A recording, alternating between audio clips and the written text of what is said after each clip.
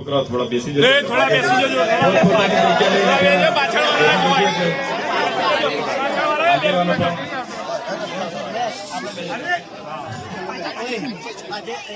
આજે લીંબુ છાપી આપણા મહોલ્લામાં અમે આવ્યા છે ત્યારે અગાઉ આપણા ફળિયાના ઘણા મિત્રો મને મળ્યા હતા અને એમણે મને આગ્રહ કર્યો હતો કે અમારા ફળિયામાં પણ તમારે આવવું જ પડશે।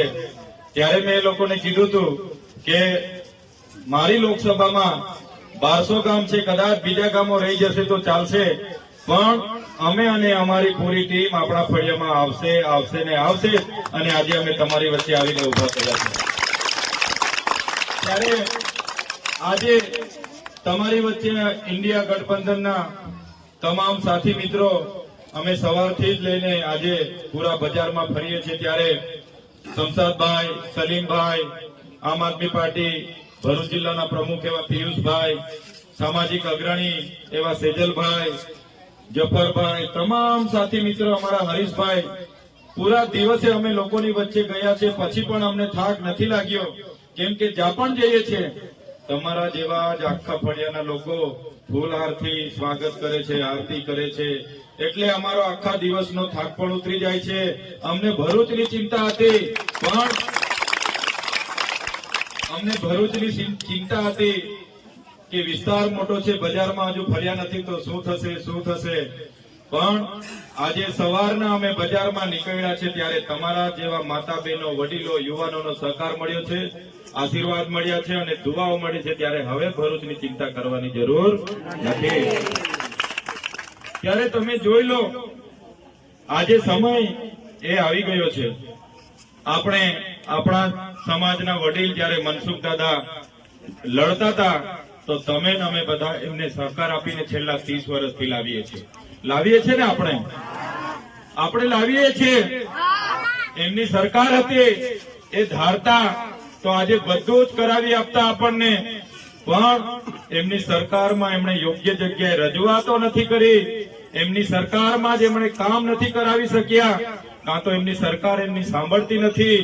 આજે જયારે આપણા મહોલ્લામાં અમે ફરીએ છીએ, નાના નાના ઘરોમાં 2-2, 3-3 ભાઈઓ સમૂહમાં રહી છે, આજે પ્લોટ નથી, પ્લોટની માંગણી કરીને થાકી ગયા, પણ આજે નવી પેઢીને નવા પ્લોટ નથી મળ્યા, આજે કેટલાય જણને હજુ આવાસ નથી મળ્યા, આજે ઘણા આપણા મહોલ્લાના એવા ઘણા જણો છે જેમને આજે સસ્તા અનાજનું એક અનાજ નથી મળતું, આવાસ નથી મળતી।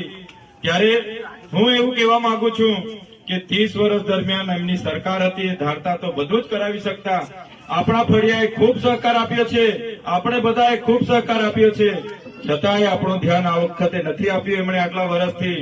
ત્યારે હવે પાછા 5 વર્ષ માંગવા માટે આવવાના છે, પણ મનસુખ દાદાએ 30 વર્ષ કંઈ નથી કર્યું તો હવે 5 વર્ષ પણ કરવાના નથી। ત્યારે આ વખતે આપણે બધાએ મનસુખ દાદાને હવે આરામ આપી દેવાનો છે। આરામ આપી દઈએ ને, ઉંમર પણ થઈ છે એટલે હવે આરામ આપીએ।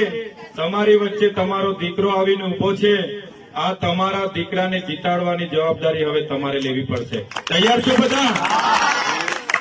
આ તમારા ભાઈને જીતાડવાની જવાબદારી હવે તમારી થઈ પડે છે। આજે આપણા માટે રાત દિવસ મુસ્લિમ સમાજ મહેનત કરતા હોય, સેજલભાઈ જેવા આગેવાનો આજે દિવસ રાત 1 મહિનાથી મહેનત કરતા હોય, પિયુષભાઈ જેવા આગેવાનો 2 મહિનાથી મહેનત કરતા હોય, તો મારા માતા બહેનોને, મારા ભાઈઓને, મારા મિત્રોને હું વિનંતી કરવા આવ્યો છું, આ તમારા દીકરાને જીતાડવા માટે હવે 10 દિવસ બાકી છે અને 10 દિવસ હવે તમારે લાગી જવાનું છે। તમે આ ચૂંટણી મારા માટે સંભાળી લો। આ ચૂંટણીમાં તમારા દીકરાને, તમે તમારા મિત્રને પણ કહેજો આપણા ચૈતર વસાવાને લાવવાનું છે, તમારા બહેનપણીઓ હોય એમને પણ કહેજો, જ્યાંથી આપણે દીકરીઓ લાવ્યા છે એ વેવાઈને પણ કહેજો, વેવાણને પણ કહેજો કે આ વખતે આપણા ચૈતર વસાવાને આપવાનું છે। કહેશો ને તમે? જ્યાં આપણે વહુ લાવ્યા છે, જ્યાં આપણી દીકરી આપી છે, વેવાણને કહેજો, વેવાણ અમારો ભાઈ ઉભો છે એમને મત આપજો, નહીં તો સંબંધ બગડી જશે। કહેશો ને તમે? એટલે વેવાય ને વેવાણ આપણા હાથે સંબંધ નહીં બગાડશે, સામેથી કહી દેશે કે ભાઈ તમે કીધું એટલે અમારે આપી દેવાના, આપી દેશે ને, કેમ કે પાછા મહેમાન આવવાનું છે આપણે ત્યાં। એટલે મારા માટે આટલી વિનંતી કરજો. હું તમને આજે વાયદા કે વચન તો આપવા નથી આવ્યો, ભાષણ કરવા માટે નથી આવ્યો, પણ જે દિવસે આપણે ચૂંટાશું, આપણા જ તાલુકામાં મારું કાર્યાલય હશે, આપણે ત્યાં નાનું મોટું સુખ દુઃખનું પ્રસંગ હશે, આપણા યુવાનો સાથે કોઈ વહીવટી તંત્ર અન્યાય કરશે, આપણી માતા બહેનો સાથે કોઈ વહીવટી તંત્ર અત્યાચાર કરશે, તમે અમને રાતે બોલાવશો, અમે 12 વાગે પણ અમારી ટીમ સાથે આપણા ફળિયામાં આવીને ઉભા થઈ જઈશું.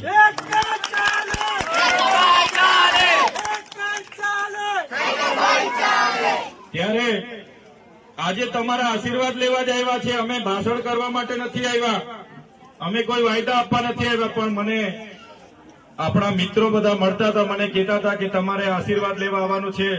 ત્યારે તમારા આશીર્વાદ અમે લીધા છે, અમને તમારા આશીર્વાદ મળી ગયા છે. અમે મોટા મોટા નેતાઓ ભેગા થયા છે, મોટી મોટી પાર્ટીઓ એક થઈને અમારી સામે છે, છતાંય આપણે ડરતા નથી. આજે આપણને તમારા દીકરાને હરાવવા માટે ભલભલા કાવતરા થઈ રહ્યા છે. અમારી પાછળ પણ આદુ ખાઈને પડેલા છે, અમને પણ જેલોમાં પણ નાખે છે, અમારા પરિવારને પણ હેરાન કરે છે. પણ આજે હું તમારા આશીર્વાદ લઈને જામ છું. સામે ગમે તેટલા નેતાઓ હશે, ગમે તેટલી હેરાનગતિ થશે, પણ આપણે બધા સાથે મળીને આ ચૂંટણી લડીશું. તો હું તમને વચન આપું છું, આ વખતે આપણે જીતીએ છીએ ને જીતીએ છીએ.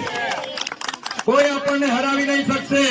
આપણે તમારા જેવા નાના માણસોના આશીર્વાદ અમને મળી ગયા છે, તમારા જેવા નાના માણસોના દુઆઓ અમને મળી ગઈ છે. કોઈ તાકાત નહીં આપણને